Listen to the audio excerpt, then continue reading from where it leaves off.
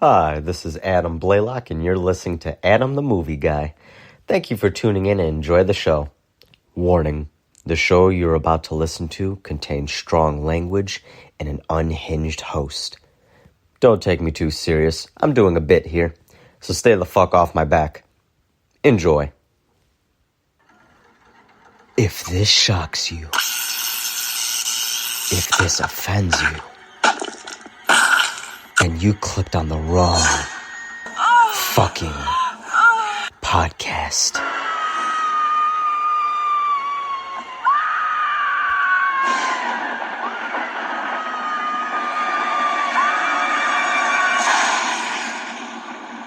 Welcome back, everyone, to another episode of Adam the Movie Guy. This is your lovable, unhinged host, Adam.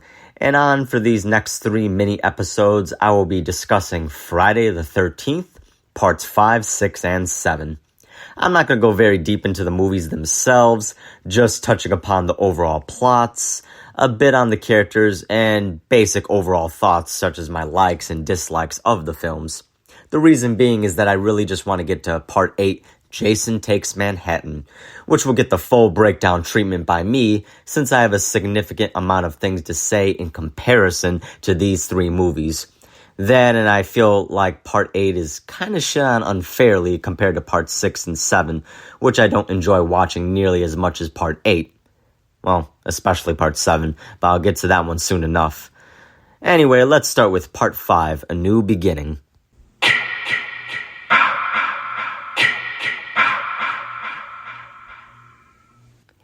This film is hands down the most grindhouse, sleazy, exploitative installment of the Friday the 13th series, and I love it for that alone.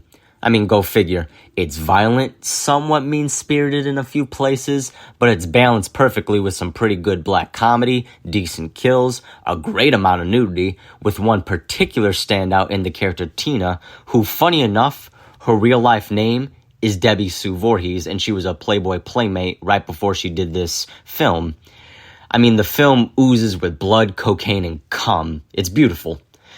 I mean, when the director for this one, Danny Steinman, is known for making a porn film by the name of High Rise that came out in 1973, what do you expect?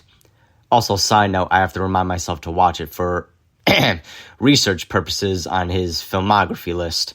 He also directed the Linda Blair movie Savage Streets, another gritty revenge exploitation film, which funny enough I haven't seen, although it's right up my alley. I'll probably start with that one. But back to Friday 5, the characters all come across as being in a somewhat subdued, trauma-made film, and I mean that as a big compliment. I like over-the-top characters since it's always entertaining to watch. The character that has the best lines in the movie, hands down, is the character Ethel, who just fucking hates everyone, is annoyed with her adult man-child son, who just looks and acts like a fucking slob. Take a listen to her best lines in the movie. Say it like you mean it, Bob. Would you shut the fuck up? Oh, shit. Who the fuck are you? What the fuck do you want? You big dildo. Eat your fucking slop. Ain't I make the best goddamn stew in the whole wide world? Best goddamn stew in the whole wide world. I'm gonna chop you into itty bitty little pieces, my friend. Just like they done to that pig-o over there at that fucking crazy farm. Each one is hilarious and funny enough. Eat your fucking slop is exactly what I say every morning when feeding the pets. The main character, Tommy, who is returning from Part 4, is played by another actor named John Shepard, who, in my opinion, does an alright job portraying a character haunted by his past and losing his mind. He gets some good scenes of beating the living shit out of his one fellow housemates, and Junior, the idiot son of Ethel. It's badass and hilarious to watch. Like, seriously, if you're gonna watch the movie, at least look up those scenes on YouTube. It's fucking hysterical. And the other main character and final girl of the film, Pam, the beautiful blonde assistant director of Pinehurst. I always liked Pam and felt she was kind of underrated as a character in the series. I feel the only reason why she doesn't get talked about enough is because the film bounces around so much between kills and characters. She's out of focus until the last act of the film. She's smart, sweet, and actually gives a rat's ass about the characters under her care. It also helps that she's very easy on the eyes too. Now, another character I want to touch on is Demon, played by Michael Nunez Jr., an iconic 80s actor who was also in Return of the Living Dead, which came out the same year as this film. My favorite scene in the movie, funny enough, has nothing to do with kills, comedy, or even the nudity. It's the scene of when Demon is on the porta potty taking a shit, and he starts singing with his girlfriend Anita outside the door. It's a surprisingly sincere and wholesome moment from such a trashy film, and it just stood out. Take a listen to it real quick. Ooh, baby. Hey, baby. Hey, baby. Ooh, baby. Ooh, baby. Ooh, baby. Ooh, baby. Ooh, baby. Hey, baby. Hey, baby. Ooh, baby. Ooh, baby. Ooh, baby. Ooh, baby. Ooh, baby. Ooh. Iconic, right? Then back to Sleaze with one of the paramedics doing blow while waiting for his waitress girlfriend to change in the diner. Take a listen to him. That's it. That's the whole fucking thing right there.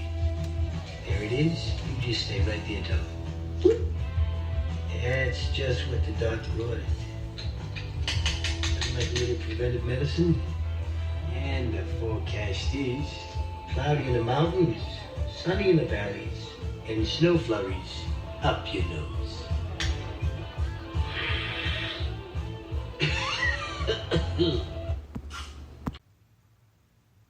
See, I like his style. Meanwhile, his girlfriend, Lana, in probably the most gratuitous nudity shot in the movie, is getting ready in the bathroom, and for no reason at all, and to no one but herself, she rips open her shirt and quotes Roy Schneider from the movie All That Jazz that came out in 79, if I recall correctly, by saying, "It's showtime." Take a listen to it real quick. It's showtime. Funny thing is, the actress Rebecca Wood said in the documentary it was her idea to flash the mirror and say the line since she just saw the film All That Jazz. And the director Danny Steinman loved the idea because, well, of course he fucking did. Hell, I would have said go for it too. Back to the plot and the climax of the movie, all is eventually revealed and the killer is the paramedic named Roy. Turns out the kid Joey who got murdered in the beginning of the movie was Roy's son, and seeing Joey hacked to pieces just made Roy fucking snap and take up the Jason identity to hide his murders. The film ends with Roy dead and Tommy, Pam, and the little boy named Reggie in the film surviving, but unfortunately all isn't well since Tommy seems to have finally snapped completely, and the final shot of the movie is Tommy wearing the Roy hockey mask and holding a knife about to attack Pam from behind. And he's finally about to become the killer he feared so much. Well, until Part 6 said fuck that and pretend Part 5 didn't happen. I'll get to that eventually.